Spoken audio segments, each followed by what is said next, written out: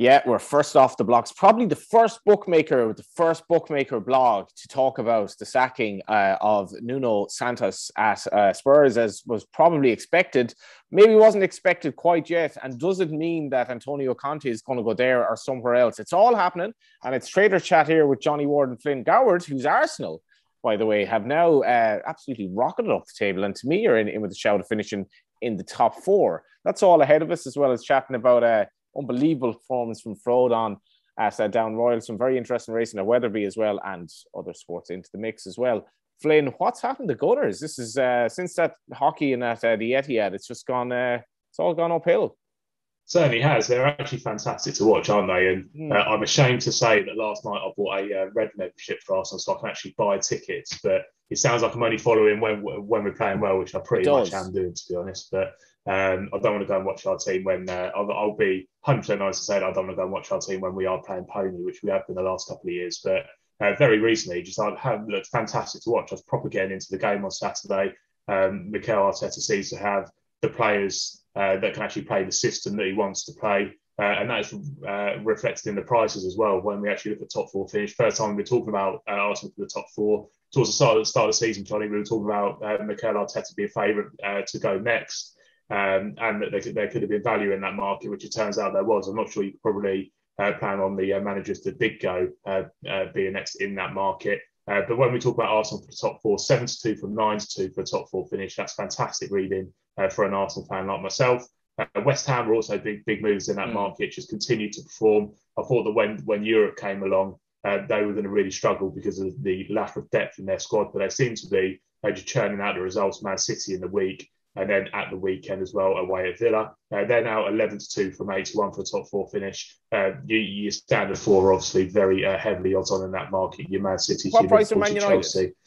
I've got a feeling they're at 8-15. Let me just... It's a shocker of a price. Let me sense check it. 8-15 Man United. So if you did want a bit of value against it, 7-2 Arsenal, who are just playing fantastically well at the moment. I was looking the other day as well, before the weekend, Arsenal's next 7 games are televised, which I thought was a bit weird. Wow. When you look at the scheduling, having a team playing 7 or 8 games in a row on the box. Again, not bad news for an Arsenal fan. But if you did want to take on that 8-15 United, 7-2 Arsenal, we've actually gone 6-1 West Ham. So Rory, the head of football, has obviously just pushed it out whilst we've been talking. 9-1 Spurs. To be in the top four, out from 5-1. So a big drift out for Spurs. Can't have any confidence in them at the moment. And I think that United would have shortened to 8-15 on the back of their victory at Spurs. But I mean, what have they beaten? They're both as bad as each other, aren't they? Well, they won a walkover. I mean, they won a walkover. And this is the thing. They have so many questions to answer that they didn't answer by playing 3-5-2 and Cavani and Ronaldo up front against Spurs, because Spurs were utterly insipid. And that price in Spurs is interesting because obviously they are on the quest for a new manager. In terms of the depth of their squad, they have more than enough capabilities of bridging a 5-point gap to West Ham at the moment. But the problem is, will Harry Kane go in January? What's going to happen there? Will the players actually start playing for the new manager? Do we have a market on the new manager, more to the point? We do indeed. Conte is very short though. It's pretty much a non-event market. Conte's already 12 on. Wow. Reports of him being in London today to have discussions over the job. He seems to be in the hunt for a job. When the United one was coming up over the last couple of weeks, they were saying that he'd be open to talks. And he's obviously gone straight in here. And you'd think that the way that Daniel Levy operates, he certainly would have been having conversations with managers and agents before actually sacking Nuno. Only 17 games in charge. Probably just a step too far for him at this stage. Maybe it's just not worked out with the group of players with the Harry Kane saga over the summer. So Conte 12 on to get the job. Graham Potter 10-1. Paolo Francesca is 12-1, and then with 16-1 bar, that's Brendan Rodgers and Eric Ten Hag. So it looks like People are obviously looking at the Man United market now and thinking, well, what can I bet on here? And Potter's been tentatively sort of mentioned as a potential successor. I don't think Solskjaer lasts the season personally, but in any event, that market is still as valid as ever. It certainly is. I think that the interesting thing for Solskjaer is going to be the system that he now plays. When you look at the system that he played at the weekend against Spurs, it was very defensive. They didn't have the kind of flair wide players out there. I think that when he plays I say decent teams or viewed to be decent teams, he's going to be very found out because it's just obvious what he's going to do. They're going to play on the counter. They're going to try and be as solid as possible. There's going to be no second guessing. He's going to be too scared to go out and press because he knows that he hasn't got the players to do it like they went to try and go and press Liverpool at home. So against the kind of lesser sides, he might play your Rashfords, he might play your Sanchos and those type of players and leave Cavani on the bench. And then against the better teams, he's going to go into that solid unit with Fred, McTominay, and then just have that real solid unit with the two focal points up front. It's just going to be very predictable. And I think that once you have a very predictable side, when you're not amazing, I think that you will get found out. When you're predictable in terms of what you're going to do, but you're a very, very good team and you're very good at what you do, then obviously you're a harder force to play against. But totally. I think that United will get found out. Yeah, I'd agree with you, and I don't know if he's just kind of stumbled on this system for the time being. But if you have Matic and the two guys up front, but their average age is 35, you're not going to have the legs. And the fascinating thing about the weekend, Flynn, was that Palace not only beat Man City at the Etihad, but beat them on XG. Brighton don't beat Liverpool at Anfield, but do beat them on XG. I watched that game. They're probably unlucky not to win the game in some respects. Obviously, Chelsea won, but we've a proper title race, and we look like week to week we will have some shocks along the way, and a lot more maybe depth to the league this season. And I don't know what the repercussions were in the overall markets, but it's going to be a fascinating campaign. Yeah, the in-play traders on the Betfair and the like probably loving this market because it's just moving with ebbs and flows. Probably lots of opportunities to trade out. Obviously, if you do get them as right as you can. In terms of movements from the weekend, Chelsea 2-1 from 11-4. They're the big shorteners over the weekend, mainly because of the other teams that you just mentioned, kind of failing to get the job done. City are 11-8 from 10-11, so they did go tips on last week and now they're back out to 11-8. The biggest price of City have been in quite a while actually. Very surprised they didn't get the job done. Although Palace have been threatening to do this, haven't they? Palace have been threatening to put off a decent result. They played well against Arsenal. I don't think they deserved the 3 points, but they played really well against us. And they've been playing well in recent weeks. Now threatened to go do a big team, and then they've duly gone and done it.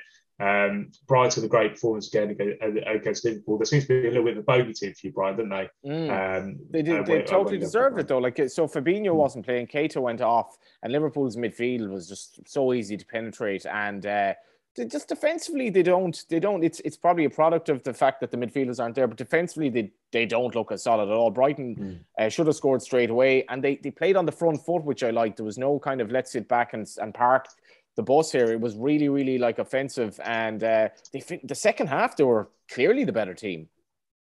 Yeah, I didn't actually watch the game, so I'm going to have to take your word for it. But you feel like with these teams at the front of the market, these real top teams, you see them play for a week and you think, oh yeah, they're going to be the ones this year, and then they come out the next week and they prove you the complete opposite. You have Liverpool from this week, you have City for many weeks. The only team that's not really doing that for me at the moment is Chelsea. Chelsea just keep coming out and just keep doing the business. As much as I hate to see it, they do look the most solid at the moment. You could argue that City have the depth, but Chelsea also have the depth. So it'll be very, very interesting to see how it all pans out. But those were the main kind of movers and shakers this week. We do have our 2 good offer running in all the kind of main leagues. Do have a look at the T's and C's there. If your team goes 2 goals up, then we'll credit your bet as a winner, irrespective of the result. In those type of markets, it's very interesting. You have people do coming on and kind of betting what side they see to be as big a value as possible. We do see a lot of accounts kind of coming on. You would imagine they trade out on Betfair, and then when the 2 good does cop, they'll cop on both sides. I would imagine that we see quite a bit of that. But we tend to lay the bigger prices as well. So West Ham were a very poor result for us yesterday. We also had a decent result with Arsenal beating Leicester. We laid a fair bit of Leicester around the 13-8 mark. There was a move for them just for the off. They're around 280 on Betfair, and then they shorted into 262. We laid a lot of 13-8, 17-10 before that. Palace were also a really bad result for us, weirdly, on the match winner market. Wow. They're a very big price against City. And it doesn't take a lot of, in the 2 good offer we have, it's up to 200 quid. So it doesn't take a lot of those 200 quids at around the 18-1 mark to get a big liability. So we did a fair bit of money on Palace. But it is ebbs and flows with this offer and with the results in the Premier League in general at the moment. We are seeing a lot of ACCA business, which is great to see, and also Build a Bet. Do check that out on the website. But the Premier League is the place to be in terms of watching at the moment. It's a fantastic watch and hope it continues. place to be. A beautiful song by Nick Drake for all you Nick Drake fans out there. And the place to be right now is Trader Chat, because we're going to talk about the race. And I have to say, Frodon's victory in the context of the whole, the background to this race, in that Bryony has potentially, in my mind, alienated herself somewhat from the weighing room because of the case that she's brought against Robert Dunn. And I'm not taking any view on this at all, but it was just, I think it was a heartwarming victory for somebody who's done so much for the sport. And also just the fact that Frodon's attitude from the second last, when it looked like he was going to be swamped, her first ride as a professional in Ireland, brilliant race. And, it was obviously a race in which Manila Indo was disappointed if you lumped on the Gold Cup winner, but so many aspects of this race. How did it go for the firm? So just firstly, just about the whole Bryony Frost saga, it's an interesting dynamic now because am I right in assuming that she's actually with Patrick Mullins? I've heard a rumor to that effect, but again, I cannot be quoted on such matters. And I have no idea what that has to do with how they bet Frodon in the big race for Saturday either. Where are you going with this? It's just an interesting dynamic when you're just talking about alienating herself from the weighing room. That has to be an interesting dynamic for Patrick. I'm sure I saw on Instagram and I had a picture of them together. I might be speculating, I might be wrong, but if they are together and if they are in a relationship, it might be an interesting dynamic for Patrick. Need a hell of a rider, wouldn't they? I mean, yeah.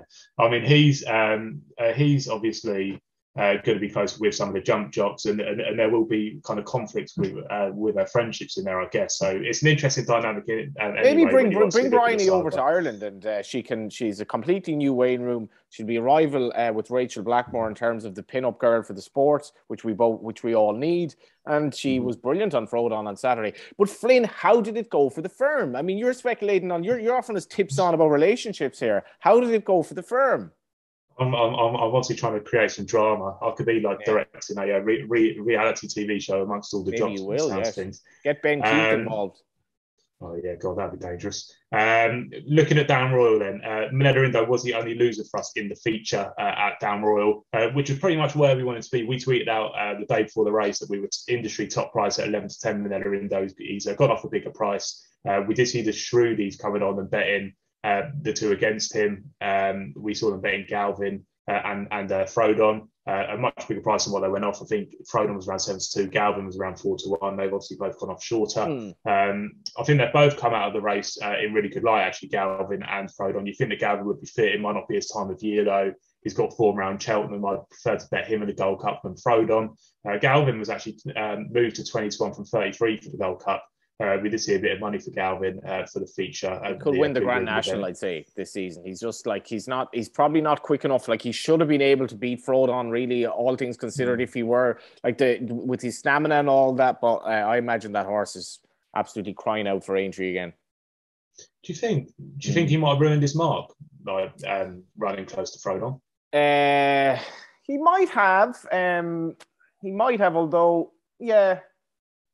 In fairness, with the way they compress the weights, I imagine they'll go there. I did a stable tour with Gordon. I actually might be able to find that here. I can't exactly remember what he said.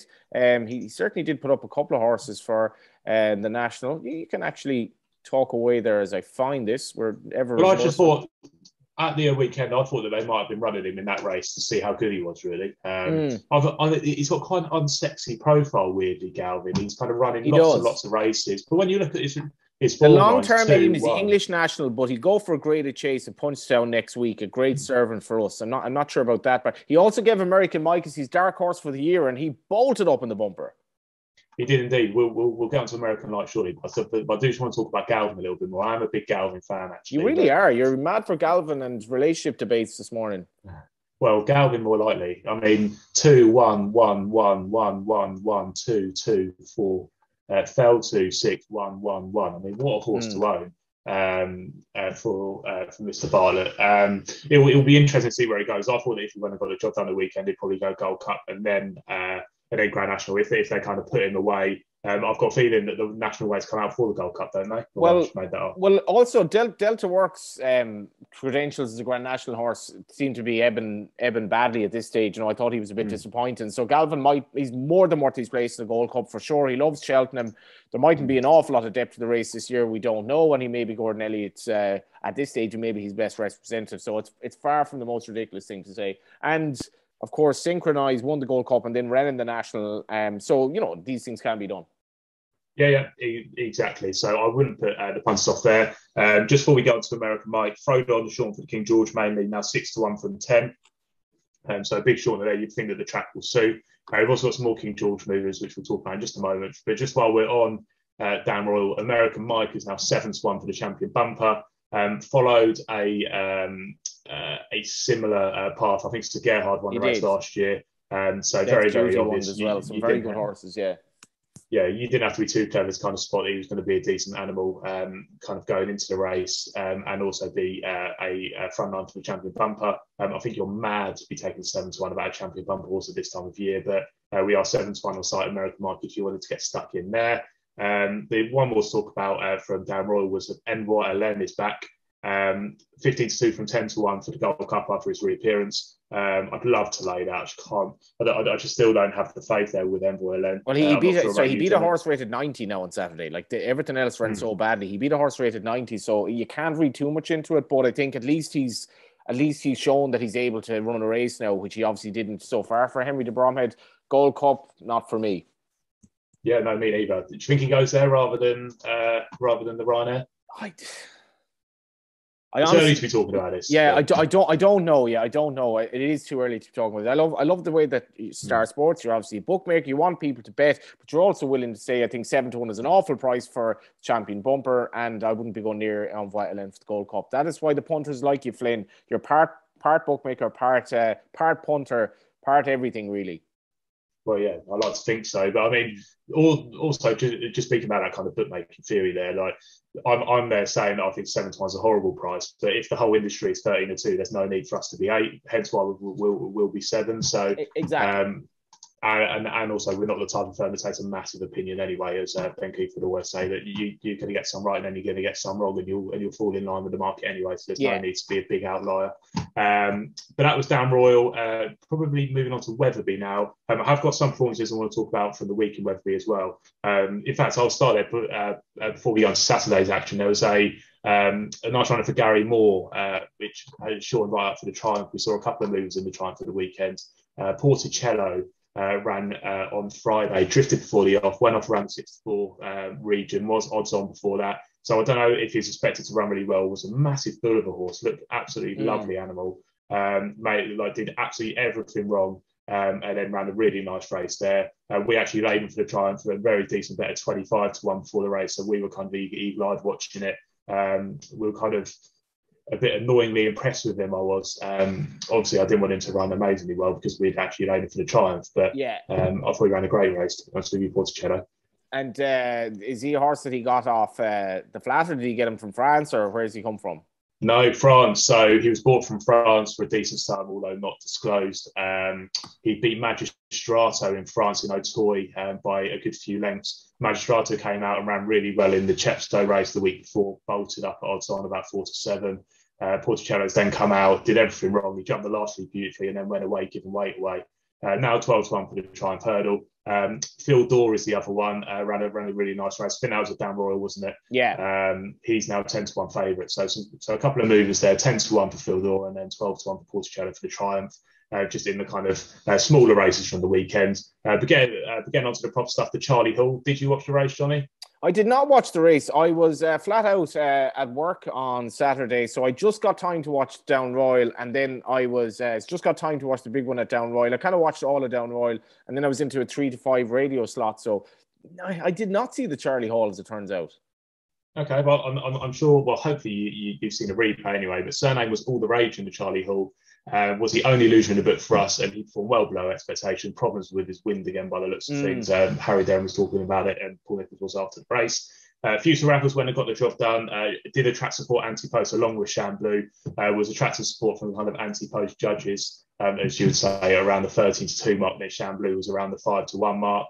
Chamblou was the big short now. You could argue all you want about the ride from Harry Skelton. I don't think he did too much wrong, to be honest. I know he gets slated for going too early, but in going too early here or just going early, he kind of put the race to bed completely. He didn't even ask him up at the second half. He just wanted him to pop it, and he just got in too close. It's just what he touching the run? I don't. Do you know what? I don't actually know, but I would have thought he won't have been far off 101. He did have 2 to jump. He probably around the 105 mark, I'd imagine. Wow. Very, very short. But I thought it was an astonishing performance. I thought it was all about Future Raffles for the race, but after watching it, I was thinking it was a proper performance. I'd say he beat Future Raffles, but they were all in a kind of pack behind him. It wasn't like Future Raffles was miles clear or anything. They're all in a pack. And then Future Raffles, you would expect to go and get the job done from the rest of them. So I think it was a very decent performance from Chamblou, even though he obviously fell at second last. 8-1 from 25 for the King George. Some firms went 16 after the race for the King George. My comments in the trade room after the race probably very impulsive. But I said he's an absolute certainty around Kenton. I went to turn around to ex-head of trading guys and what an absolute moral he is when he gets to the King George. And firms went 16, I couldn't believe it. So we're now 8-1 for the King George, and you can bet your life that I've had a few quid at 16. He's also short for the Ladbrokes Trophy. I'll fancy him less there, 13-2 from 16 for the Ladbrokes Trophy. But I think he was the one to take out from the weekend. Very, very obvious one to take out from the weekend. But what a performance was in the offing there around the flat track around Kempton, the kind of soft 3 miles. You can just see him doing what Fisselcrack did a few years ago in the King George, where around the home turn when he just burnt them up and then it was dead by the second last. Yes, certainly likes Weatherby anyway, and another it'd be interesting to see how this kind of the general kind of Gold Cup picture shapes up the season. But if Santa Claus is particularly kind of busy in the Goward house, we know that you'll already have been banking on winning the King George effectively. Yeah, certainly. Well, I'm more hoping that Emma Raducanu wins sports personality, because I've had a few quid there at big price, but there's a big trumpet for you. You did call this actually, I think it was at the start of the US Open you called it, Raducanu. So what price are you on it? I'm on at 100, only for a few quid, but I'm on at 100 to 1. That'll pay for the Christmas presents anyway. But she was 40 to 1 to win the actual US Open. And she was 100 to 1 with a few firms to win sports personality. And my thinking was just that if she wins that, then she has to go and win that. And she's now like a 108 shot or something. But I'm sure that they'll dig into her Twitter and find a dodgy tweet and she'll get thrown out or something. So or that she dates Patrick Mullins or something that'll just ruin everything. Yeah, you know? Some type of controversy is bound to kind of bound to shoot you in the foot with Emma Raducanu anyway. Back to the proper stuff in terms of the racing. Just one more race to talk about from Weatherby was the Bet365 hurdle. Indefatigable, getting the job done there. What a lovely mare she is. We had 3 losers in the book. Asked Dylan, we saw a decent bet at 25 to 1. Paisley Parkport ran a really creditable race. One to take out of the race for the Stayers Hurdle, and Thomas Darby was also the other loser. We saw anti-post money for Run for Oscar. We talked about last week, Johnny 14 to 1. We saw the money for SP to 6 to 1. Just didn't run his race. I just don't think he proved it up to the task. His race was a bit too bad to be true, I think. That's fair enough, though. If it's all about getting the value, and that Sam Thomas horse that you mentioned the week before obviously landed a bit of a touch. So swings and roundabouts. Briefly, before we get to the Breeders' Cup, the Melbourne Cup was obviously on at 4 a.m. And we have Incentivise as a hot favourite here. Have people been betting on this anti-post, or how's it looking? We obviously have Twilight Payment bidding to win the race again. They have been betting on it, but not incentivised. It's actually the shortest price in the Melbourne Cup we've had in years, isn't it? So 7 to 4. It's at 4 a.m. We're 5 places of 5th in the Melbourne Cup at Flemington. We've got the whole card on the website, so do check that out. Spanish Mission's in there at 13 to 2. I know that some Shrewdies are on at 100 to 1 Spanish Mission earlier in the year.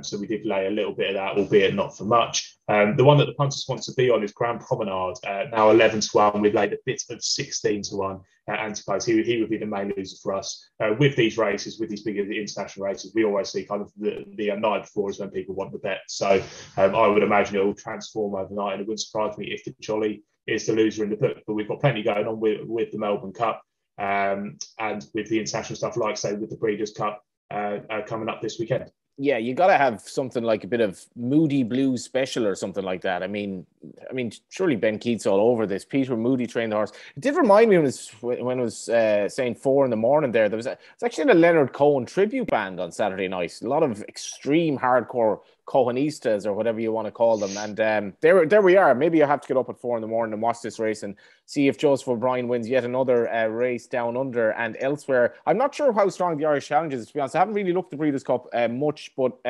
is it going to be like, is it a big sort of people having points, getting their bets on race to race, or how is it going to work out at the weekend?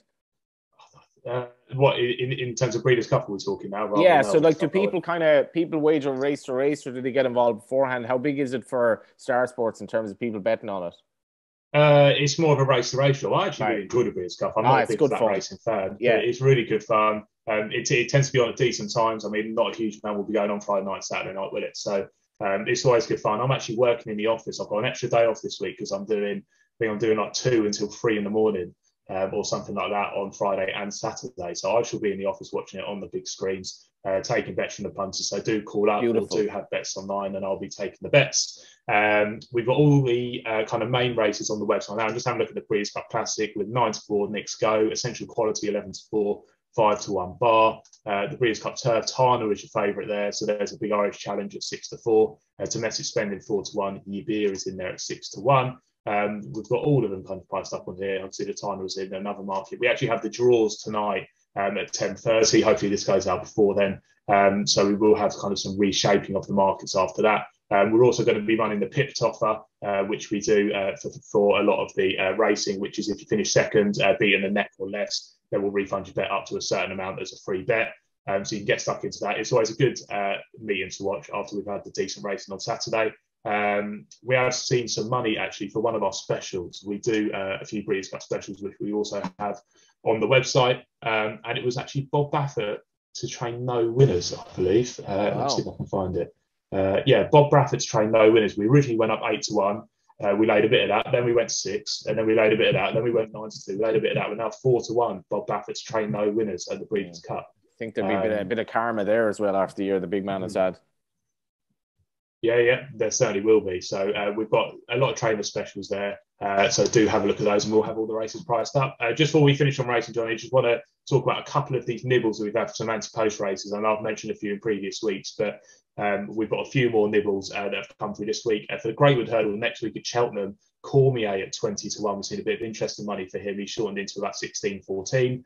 And we've seen a little bit of money for Silver Hallmark in the Ladbrokes Trophy. Ran at the weekend in the race with Fusel Raffles. That was yesterday, actually. Ran in that race. Looks to have been prepped for the race.